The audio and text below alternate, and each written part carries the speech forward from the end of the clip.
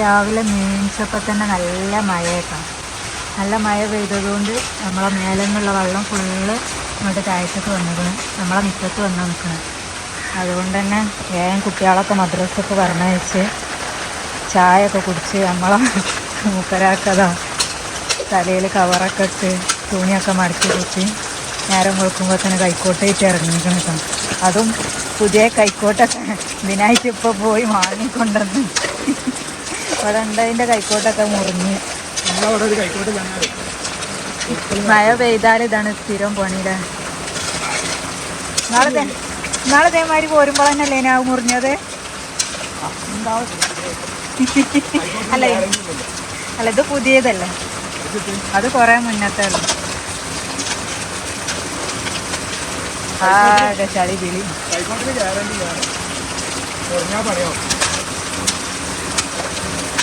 അവിടെ ഒക്കെ റെഡിയായ റോഡിൻ്റെ അവിടെ കുറേ നേരമായിട്ട് ഇറങ്ങിയിട്ട് ചായ കുടിച്ച പാടെ ഇറങ്ങിയതാണ്. ഇന്ന് സ്കൂൾ ട്രിപ്പ് ഇല്ലാത്തതുകൊണ്ട് തിരക്കടില്ല.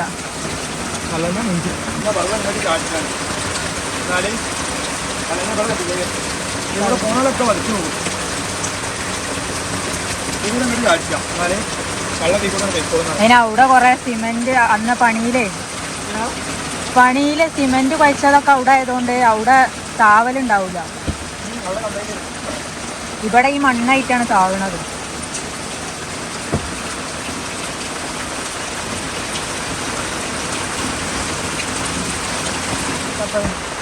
ഫസ്റ്റ് വൃത്തിയാക്കിയത് ഈ മേലെ നിന്നുള്ള വെള്ളമെല്ലാം കൂടി താഴത്തേക്ക് ഇങ്ങോട്ട് ചീഞ്ഞ് വരുമ്പോൾ ഇവിടെ മുറ്റത്ത് വന്നതാണ്ട് അടഞ്ഞു നിൽക്കുക.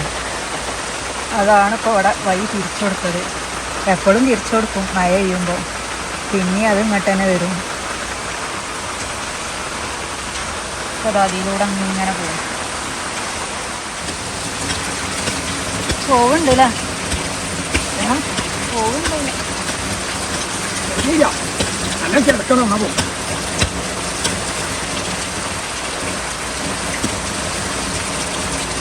ഇത് കഴിഞ്ഞാണ്ട് ആ തോട്ടിലെ പുല്ലരച്ചാലോ?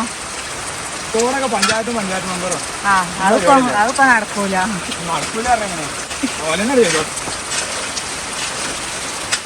നമ്മളെ ഭാഗം നമ്മളെന്നാക്കിയാൽ നമ്മക്ക് ഇറങ്ങാം. ഓല് എന്നാക്കിയിട്ട് നമ്മളിറങ്ങലുണ്ടാവില്ല.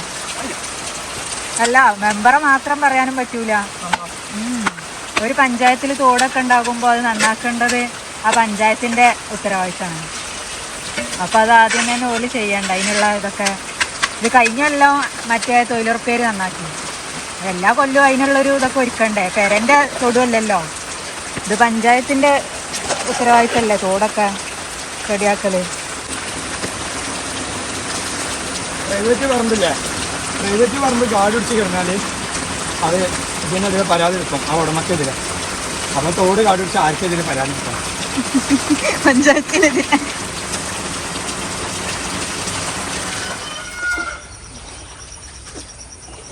വേറെ നിവർത്തിയില്ലല്ലേ?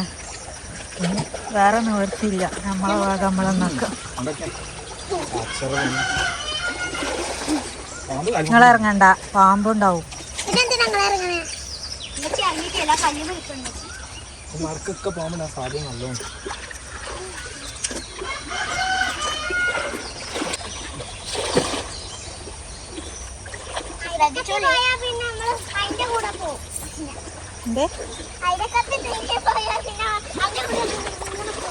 ഇവിടുന്ന് ഒഴിഞ്ഞില്ല, അവിടൊക്കെ കെട്ടായി കിടക്കാം.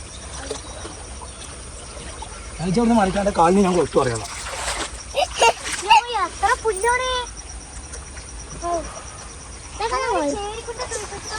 ചേരിക്കുണ്ടൊക്കെ എത്ര ആയുള്ള അതിനും കാട്ടി മുകളിൽ പുല്ല് കഴിച്ച് പോകുന്നില്ല. പക്ഷെ ആ പുല്ലിൽ തങ്ങിക്കുണ്ടാ. അതാ ബാക്കിയുള്ള പുല്ലും കൂടി പോകുന്നുണ്ടായില്ല. അപ്പോൾ റൗണ്ട് ചെയ്ത് അങ്ങനെ ഒരു കൂട്ടൊക്കെ ഇട്ടുണ്ടാവല്ലോ. കൂട്ടൊക്കെ വരെ പാലിച്ച് അടാ കൂട്ടൊക്കെ വെച്ചിട്ട്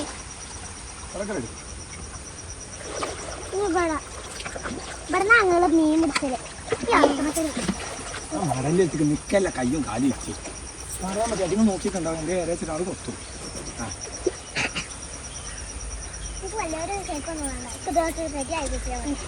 എന്താ വലിയ ചെരുപ്പൊന്നും കണ്ടേക്ക് റെഡിയായി കിട്ടിയാൽ മതി. എന്നാലോ ഇപ്പൊ തീക്കണ്ട ഇറങ്ങാച്ചിട്ട് ഉത്തർക്കണ്ട.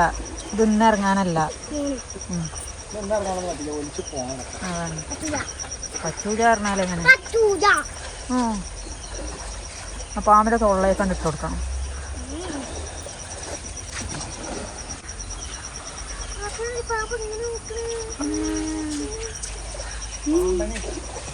എന്തോ ഒരു കഷ്ടാണല്ലേ, എത്രയും വെള്ളം ഉണ്ടായിട്ട് ഇറങ്ങാൻ പറ്റാതെ നോക്കി നിൽക്കുക.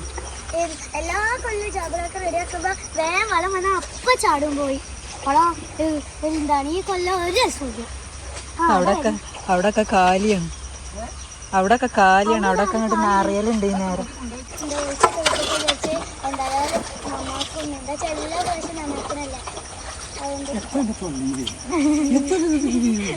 പറഞ്ഞതന്നെ പിന്നെ ഇതന്നെ വെള്ളം കണ്ടിട്ട് ഇറങ്ങാൻ പറ്റാത്തതിന്റെ ധീരരോധന അറിയിക്കണം. കുട്ടികളൊരവസ്ഥ പഞ്ചായത്ത് മനസ്സിലാക്കണോ? ഫുള്ള് വൃത്തിയാക്കണം.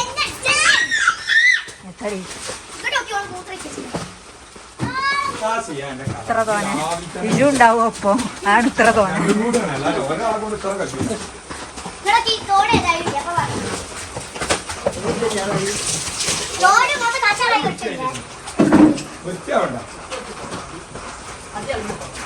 അടി അതൊക്കെ പോകുന്നു തോന്നുന്നു ചെക്കൊല്ലം.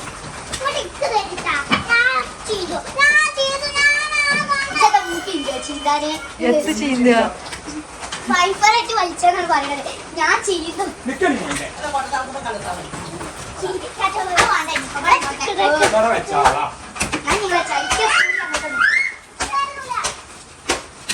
അതിന് തിരക്കൂടിക്കും.